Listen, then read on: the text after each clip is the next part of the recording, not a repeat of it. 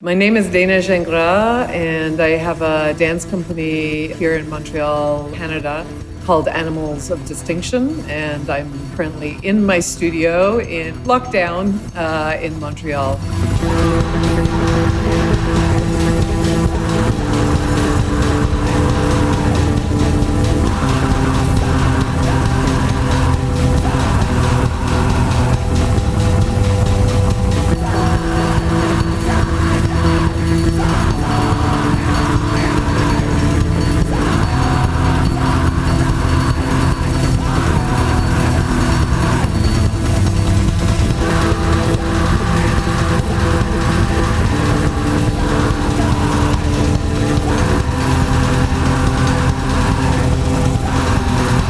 Choreography is really essentially time and space. For me, technology is a vehicle to expand the possibility of how dance is experienced and viewed, as much as is having live music, that element of it being, is it a concert? Is it a dance performance? What is it? It's a live event. Extending the possibilities of what that liveness is or that experience is actually what I'm really interested in. I don't want to be in service to technology, but I want to be able to engage with it, because to not engage with it means that I'm kind of negating how we live as a society, because we're engaging. Everything we do is interactive. So what is our physical experience with technology?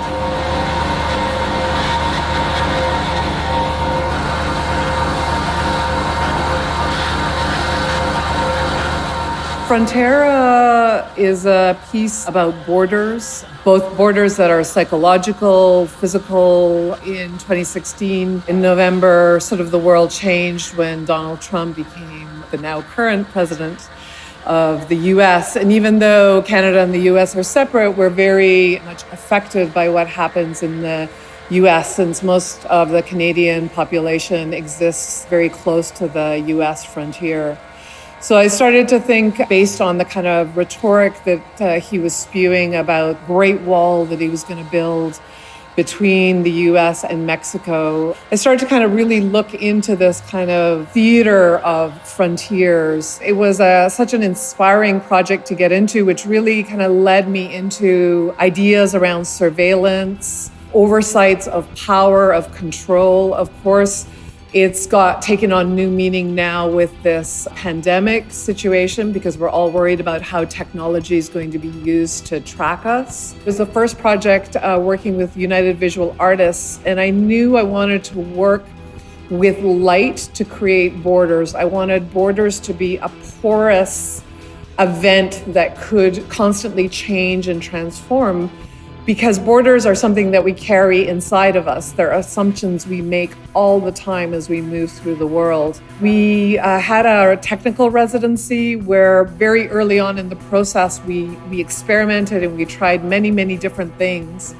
And what I appreciate about how they work is that they don't want anything to be a gimmick on a technological level. And we also don't want it to look like a rock show. So it's very important that theme, the choreography, and the technology is very integrated and is really necessary. There's nothing that isn't necessary. There's nothing superfluous. To me, the real choreography happens between the dancers' bodies, the technology, and then the music. And in this case, the music, which was a commission score, newly reformed Constellation artist Fly Panam, came in later because they were busy recording a new album. We all got together in a room. They sort of had some propositions. We had some propositions, and we kind of jammed for a week. And again, just this kind of meeting of energy, this conversation between bodies started to create what eventually became Frontera. And Roger Tellier-Craig is a close friend of mine and a collaborator of mine, Since 2004, we started working on Monumental together. He was, of course, in Godspeed You Black Emperor. Monumental was scored by Godspeed You Black Emperor. So we have this long relationship of working together on films and other projects. So I was very excited when I heard Fly Pan Am were getting back together because I love the synergy of what those four guys create together. And it's not the most obvious music for dance, but there's a kind of dynamic, a tension that I think is really interesting for choreography because it's not linear music and it's not always predictable.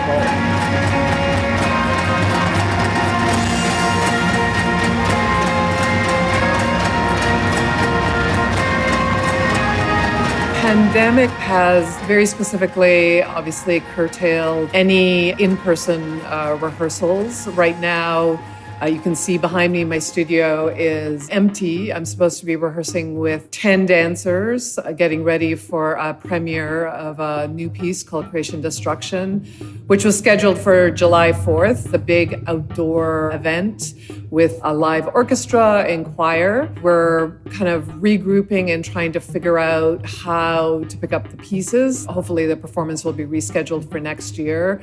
So I'm starting to plan some rehearsals on Zoom this upcoming June, which I'm not exactly sure how that's going to work. I have to really rethink the project because it was the most kind of socially undistanced kind of project with all the dancers moving in very close contact with each other. It's really a project that deals with kind of radical ideas around care, community, connection, interconnectivity.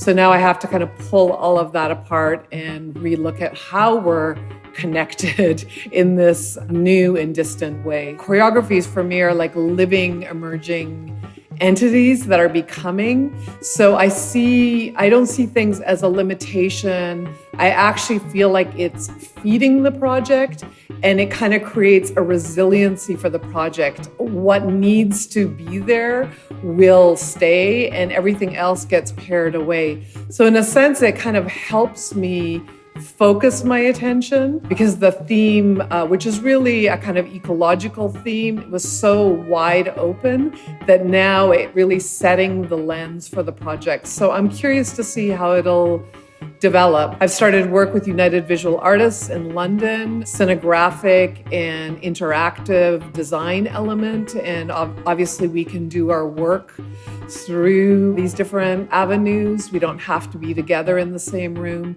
And the same thing with the music. The music is being composed separately at the moment. So we're finding a way to work through this time, but I am essentially in a room alone, which is very different than my process. Sometimes in my process, I have up to 20 to 25 people in a room with me, which is a whole other kind of level of chaos and connection.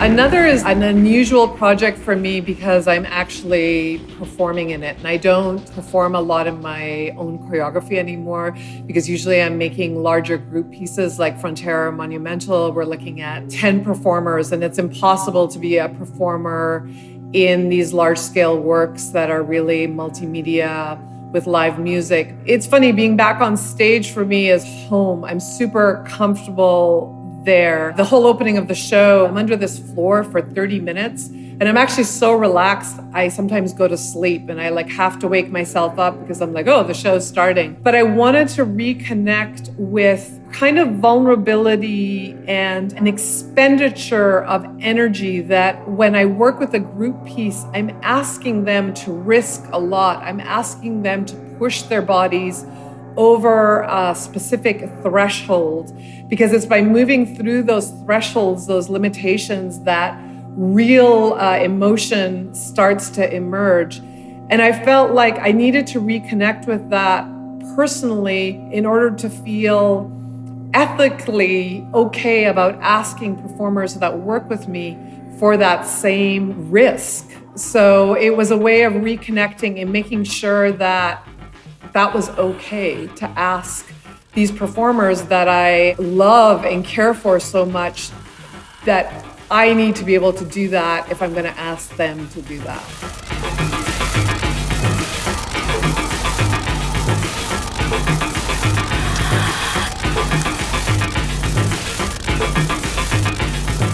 The source that inspired me is horror movies. I'm interested in body horror. Videodrome was a big influence. Zulawski's Possession, which I think has one of the most amazing performances ever on screen. Isabelle Adjani, of course, that subway scene. That was really the starting point. I worked with a media artist who's also a dancer, Sonia Stéphane from Montreal. And we started working together, just improvising in the studio and kind of just being really out there. But we were seeing all these televisions that were being abandoned in the street in Montreal. So I was out walking my dogs and I would see these like old school TVs, right? They're big and heavy.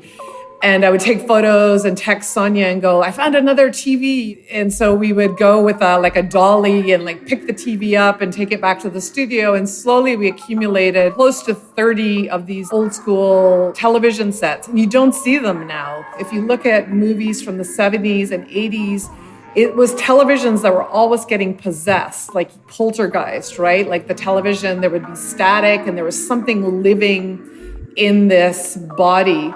So that's how we kind of landed on using this array of televisions to transmit image through.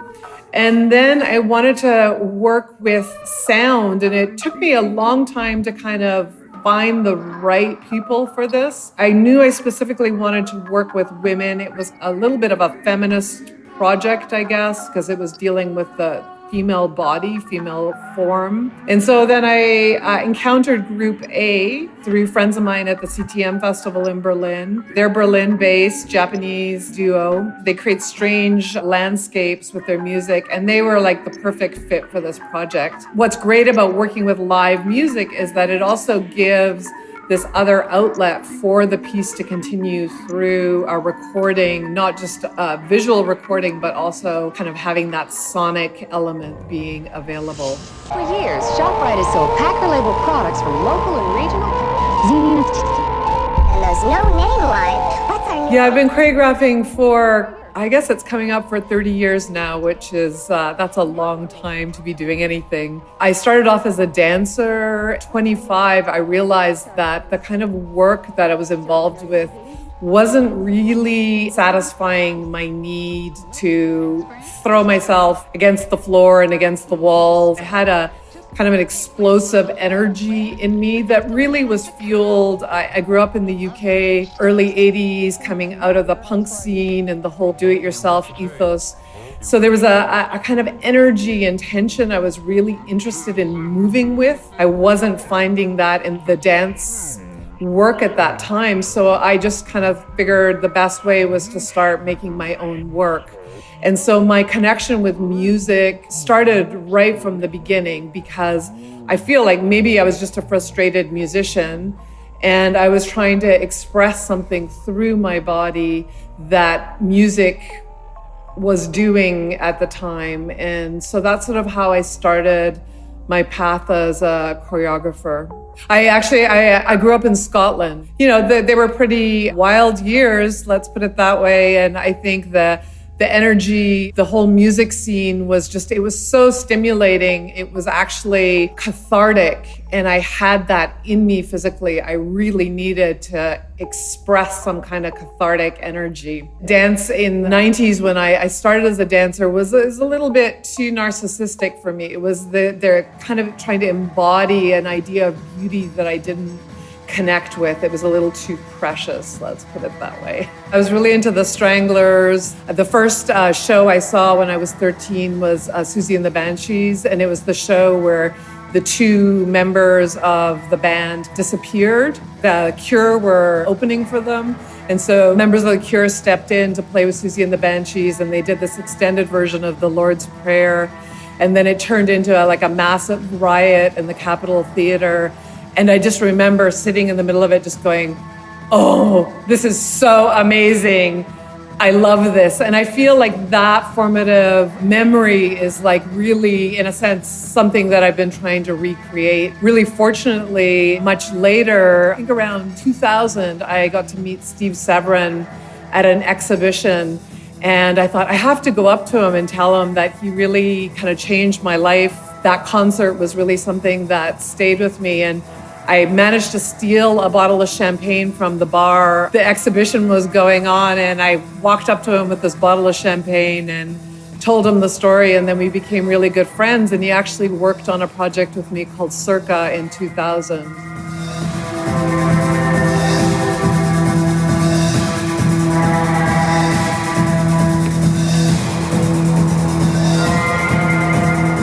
I think future of dance, how it's produced, how it's disseminated, how it's toured, will probably change coming out of current pandemic situation. How it'll change, I don't know.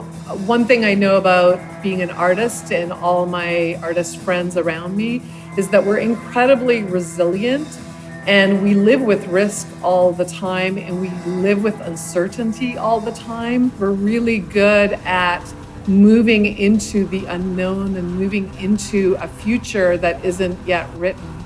So I have a lot of faith that we'll find our way through this. And yes, it might be a very long time before we can go into theaters, we can congregate in large groups. I personally don't feel this grief about letting go of what we've known, because things have to change. I feel that so many cracks have been revealed in our social systems. We're paying attention to things related to the environment because we're all focused together at this moment on something that's affecting us globally. I think things have to change. I'm willing to work with it. And if it means that I have to work solo in my space for a while and work remotely with musicians, work remotely with video artists, there's a way of bridging these gaps or finding a new language out of what is possible. But I'm always interested in possibility, and I refuse to look at what's not possible.